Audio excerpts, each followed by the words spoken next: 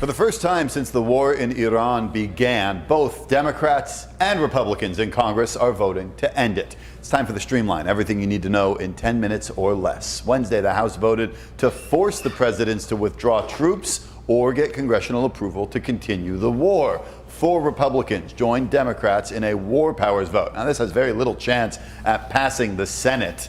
Meanwhile, the ceasefire with Iran is deteriorating. An Iranian drone hit the main airport in Kuwait on Wednesday, killing 1 person and injuring dozens of others. The U.S. also hit Iranian targets. The president is now helping arrange a ceasefire deal between Israel and Lebanon. President Trump says it required historic negotiations. We actually spoke with Hezbollah for the first time ever. We didn't know they spoke.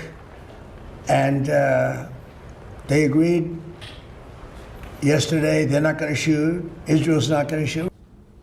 The hope is that ceasefire will help lead to a longer lasting ceasefire with Iran. The White House, though, is brushing off the war powers vote, saying the president will continue to protect national security. Election results are still rolling in all across California. The race for governor is now tightening up. Steve Hilton's lead over Javier Becerra is now just slightly over 2%, but both still appear poised to head to the general election. Democrat Tom Steyer sits in third, 5 points behind Becerra. There are still millions of votes to count. The most highly anticipated congressional race in our county has wrapped up, though. Republican Jim Desmond will take on Democrat Marnie Von Wilpert in November for the 48th congressional district seat. That district was redrawn by state leaders to make it more competitive for Democrats as part of a redistricting plan statewide that was approved by voters.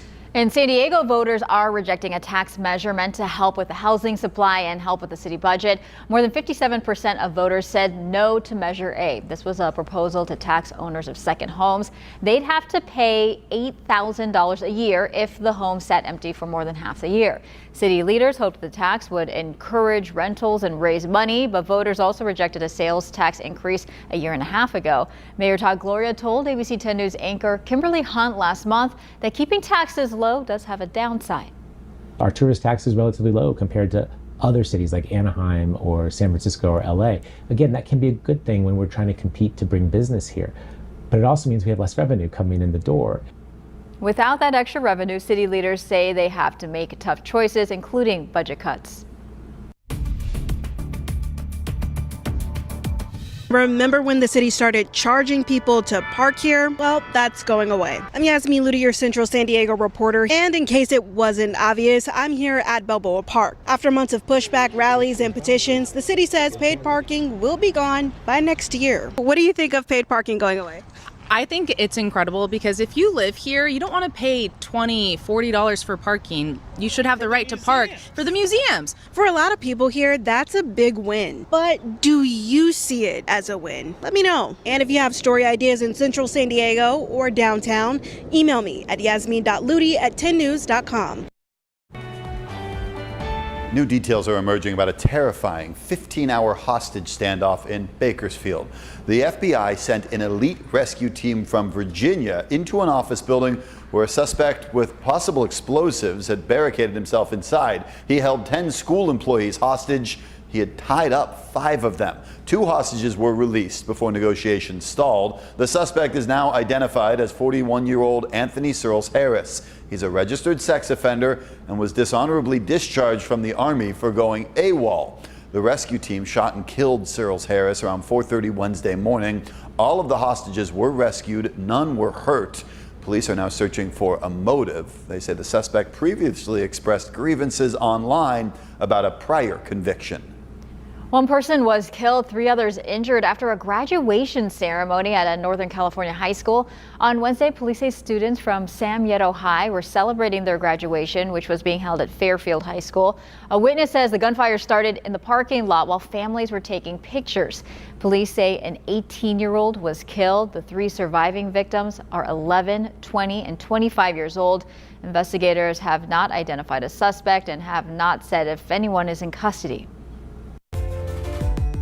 Enjoying the San Diego County Fair can get pricey, but there are ways you can save when it comes to tickets, games, rides, and food. Let's start with tickets. If you want to be among the first to check out what's new at the fair and are planning to show up on opening day, June 10th, tickets will be just $5 if you get there before 5 p.m. The cost of regular admission, depending on the day, ranges from $17 to $20 for adults, $14 to $22 for those 62 and older and those under 12. Another tip, buy your tickets online. It will save you anywhere from $3 to $5. For other discounts, check out your local grocery store. If you buy your tickets at Ralph's or Albertsons, you can save $8.50 on each ticket. And let's not forget about ticket promotions, such as Kids Free Fridays for those 12 and under, or discounts for service members, law enforcement, medical personnel, or teachers. I always say if you come to the fair and pay full price, you're not trying hard enough. Next, let's talk about rides and games. If you buy ticket credits in advance, there are discounts available. The sooner you buy it, the bigger the discount. You also have an option of buying a wristband. For $55, you can ride unlimited rides for one day. It can be bought anytime, but can only be used on a Wednesday or Thursday from 11 a.m. to 8 p.m. And you can knock off $5 if you buy it before opening day online. Now let's talk about food. So we have about 40 different food stands that are offering an everyday value meal. So for $15, you can get an entree, side dish, and a drink. And if you're looking for more savings, check out the fair's Passport to Savings book, which you can buy on site.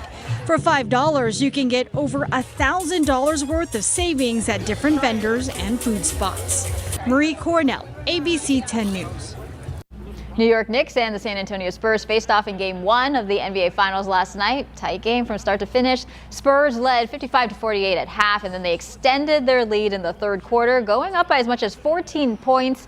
But the Knicks were able to close that deficit heading into the fourth quarter. Back and forth between the two teams, but ultimately the Knicks pulled forward in the last 2 minutes. Jalen Brunson sinking in this three right there and putting in the tough mid-range shot, finishing the game with 30 points. The Knicks, they win this one 105-95.